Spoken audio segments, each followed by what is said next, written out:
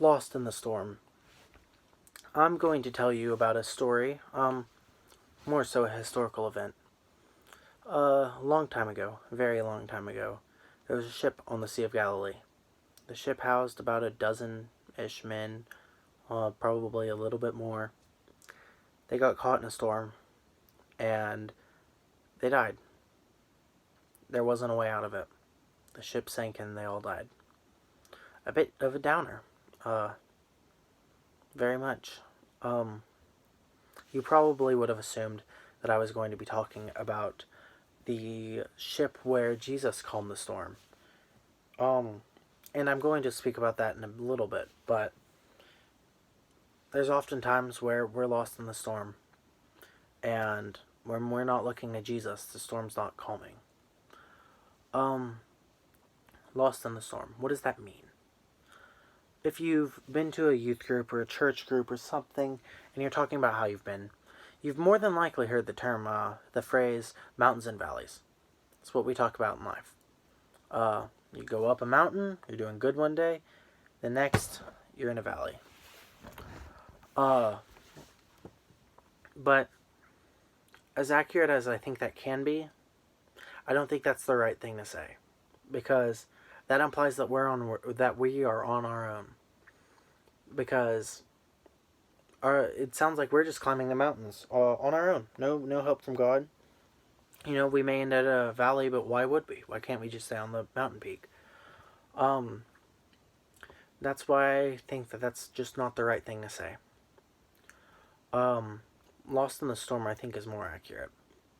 Or we don't necessarily have to be lost in the storm, but I feel like those valleys are more often lost in the storm than anything else. At times of trouble, we look around and we can't see anything. We don't know which way is up and down or left or right, because let's be honest, we're flying in all of them. We can't tell what's going on because we're lost in a storm. Because oftentimes in life, the only way out of it is through God. I've got a couple verses to read. Psalms, chapter 46, verses 1 through 3. God is our refuge and strength, a very present help in trouble. Therefore we will not fear, though the earth should change, and though the mountains slip into the heart of the sea, though its waters roar and foam, though the mountains quake at its swelling pride. For the most part, two of those three verses are quite sad. They're quite dark. I mean, the earth is gonna change. The mountains into the sea. The sea's scary. The mountains are scary. Earthquakes, all that stuff. That's terrifying. But there's a first verse there to start with that. God is our refuge and strength, a very present help in trouble. So oftentimes we forget that, which is what leads me to my next verse. Psalms, chapter 120, verse 1. In my trouble I cried to the Lord, and he answered me. Oftentimes when we're in trouble, there's nowhere else to go. We can try working it out on our own.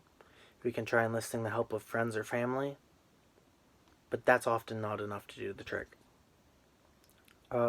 God is the only one who can take us out of the storm. That's how Jesus got his own ship out of the storm. Jesus, God, just calmed the storm. Calmed the sea. That doesn't happen for the other ship. They didn't cry to the Lord. And that's what we need to focus on in life. When we're lost in the storm, we need to cry to the Lord, for he's the only one who can help. I hope all of you are doing well.